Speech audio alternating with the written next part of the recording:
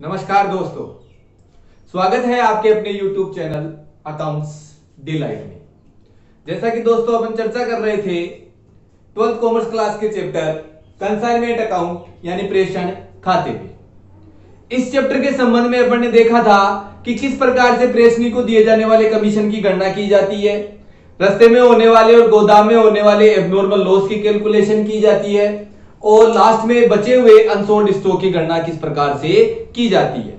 इन सब के बारे में और इन सब के फॉर्मूलेज अपन ने यहां देखे थे और कुछ एग्जांपल्स भी देखे थे। आज अपन कुछ एग्जांपल यहां और डिस्कस करेंगे, ठीक है। तो चलो देखते हैं दोस्तों। एग्जांपल है कि 100 टन कोयला 1300 प्रति टन बीजक मूल्य। देखो कितना टन कोयला भेजा गया, 100 टन कोयला भेजा गया और 1 टन कोयले की इनवॉइस प्राइस कितनी है, 1300 रुपए इनवॉइस प्राइस है, तथा उस 1 टन कोयले की कॉस्ट प्राइस कितनी है, 800 रुपए उसकी कॉस्ट प्राइस है।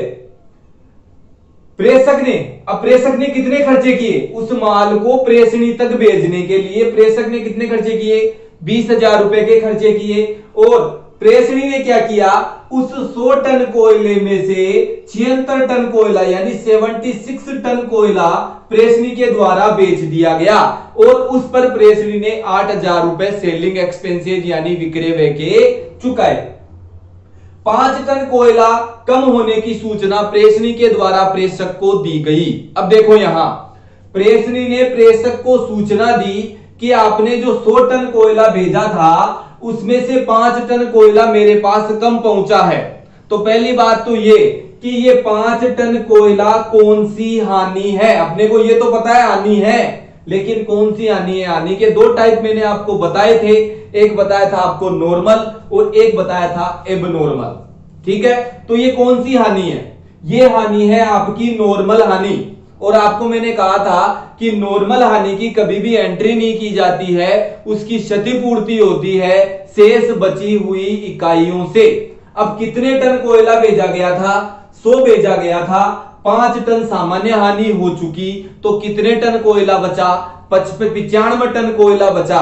तो इस 5 टन कोयले की जो क्षतिपूर्ति होगी वो कितने टन कोयले से की जाएगी, वो की जाएगी 95 टन कोयले से, ठीक है। आगे चलते हैं, पूछ क्या रहा है अपने से, पूछ रहा है अपन से अनसोल्ड स्टॉक की गणना कीजिए। आपको करना है कैलकुलेशन ऑफ अनसोल्ड स्टॉक। तो मैंने आपको फॉर्मूला लिखाया था किस प्रकार से आपको फॉर्मूला काम में लेना है। तो देखो सबसे पहले अपन ने क्या लिखा था, यहां पर लिखते हैं cost of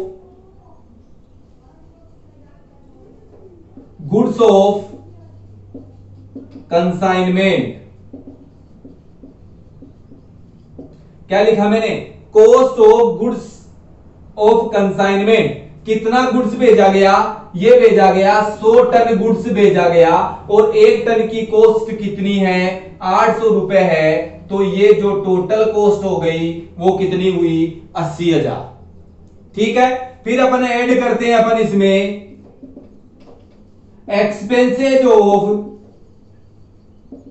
consignor, expenses of consignor के खर्चे कितने हैं, ये है अपने पास 20,000। फिर अपन ऐड करते हैं अपन इसमें expenses of consignee, expenses of consignee. Consignee के कौन से एक्सपेंसेज मैंने यहां आपको बताए थे, नॉन रिक्विरिंग। कौन से लेने हैं अपने को, नॉन रिक्विरिंग लेने हैं। और नॉन रिक्विरिंग के लिए मैंने आपको बताया था सीधा सा सिस्टम है, माल खरीदने से लेकर उसको कहां तक पहुंचाना, गोदाम तक पहुंचाना, ठीक है ना। अब यहां अपने को प्रेषणी के खर्चे तो दिए हुए हैं 8,000, लेकिन वो किस चीज के हैं, विक्रय खर्च। तो विक्रय खर्च कब होगा, जब माल बेचेंगे। जब माल बेचेंगे तभी तो सेलिंग एक्सपेंसेज होगा। लेकिन नॉन रिक्विरिंग एक्सपेंसेज कहां तक होते हैं, नॉन रिक्विरिंग एक्सपेंसेज होते हैं माल गोदाम तक पहुंचाने तक। तो क्या ये नॉन रिक्विरिंग है, नहीं है। तो ये तो टोटल कॉस्ट कितनी हो गई, 1 लाख। कितनी हो गई, 1 लाख। ये लिख दिया अपन ने यहां टोटल कॉस्ट। कैलकुलेशन किसकी करनी है, अनसोल्ड स्टॉक। तो देखो अनसोल्ड स्टॉक बराबर क्या फॉर्मूला बताया था मैंने, total cost into unsold unit, total cost into unsold unit upon total unit minus normal loss unit. ये बताया था ना, total cost into unsold unit upon total unit minus normal loss unit. तो देखो सीधा सा फॉर्मूला लग रहा है अपना, टोटल कॉस्ट ये ली 1 lakh minus unsold unit, unsold का मतलब कितना बिना बिका रह गया। तो देखो 100 टन भेजा था आपने, कितना टन बेच दिया गया 76, कितना बच गया 24 में से कितना खराब हो गया 5 टन, बचे कितने 19। तो ये हो गया अपना इंटू 19 अपॉन टोटल यूनिट कितनी थी 100 और कितनी नॉर्मल लॉस हो गई 5। तो ये हो गया 1 lakh divide by multiply 19 divide by 95। ये कट गया 5 के फाड़े से, ये कट गया 5 दूनी 10। तो आपका अनसोल्ड स्टॉक कितना आया 20,000। ठीक है दोस्तों, समझ में आया नहीं आया। दोबारा देखो 100 टन कोयला भेजा गया था, बीजक मूल्य था 1300, कोस्ट प्राइस थी 800, प्रति टन लागत मूल्य पर भेजा गया था। प्रेषक ने 20,000 के खर्चे किए, प्रेषणी ने 8,000 का विक्रय व्यय चुकाया और जो 100 टन कोयला भेजा गया था उसमें से 76 टन कोयला क्या कर दिया गया, बेच दिया गया। प्रेषणी ने 5 टन कोयला कम होने की सूचना किसको दी, प्रेषक को दी। और आपको पूछ क्या रहा है, अनसोल्ड स्टॉक की गणना आपको करनी है। तो सबसे पहले तो ये देख लो कि अनसोल्ड बचा कितना। भाई 100 टन भेजा था, 76 बेच दिया, 5 खराब हो गया, कहने का मतलब 76 प्लस 5 81 चला गया, बचा कितना 90। तो आपको कैलकुलेशन करनी है 19 टन कोयले की। ठीक है, तो कैसे करते हैं देखो, सबसे पहले cost of goods on consignment, कितने रुपए का माल कंसाइनमेंट पर भेजा गया था, 100 टन कोयला भेजा गया था, 1 टन कोयले की कॉस्ट थी 800, तो टोटल कितना हो गया 80,000। ऐड करते हैं अपन एक्सपेंसेज ऑफ कंसाइनर, कंसाइनर ने कितने रुपए खर्च किए 20,000।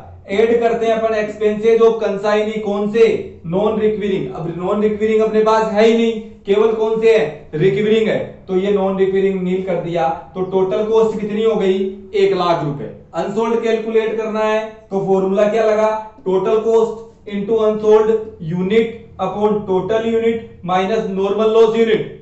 ठीक है, टोटल कॉस्ट कितनी है 1 लाख इंटू अनसोल्ड यूनिट कितनी बताई थी, स्टार्ट में बताई 19 अपॉन टोटल यूनिट कितनी थी 100 माइनस नॉर्मल लॉस कितने का हो गया 5 का। तो आपके पास कितना बच गया 1 लाख इंटू 19 अपॉन 95 डिवाइड करेंगे, निकालेंगे तो अनसोल्ड कितना आएगा अपने पास 20,000 रुपए का अनसोल्ड स्टॉक अपने पास आएगा। ठीक है दोस्तों, समझ में आया कि नहीं आया, ये मुझे कमेंट्स करके बताना। आप वीडियो कैसा लगा, वीडियो को अंत तक देखना, ये सब बातें आपको मुझे बतानी है कमेंट्स करके। चैनल को सब्सक्राइब कीजिए, लाइक कीजिए और ज्यादा से ज्यादा शेयर कीजिए। थैंक यू दोस्तों।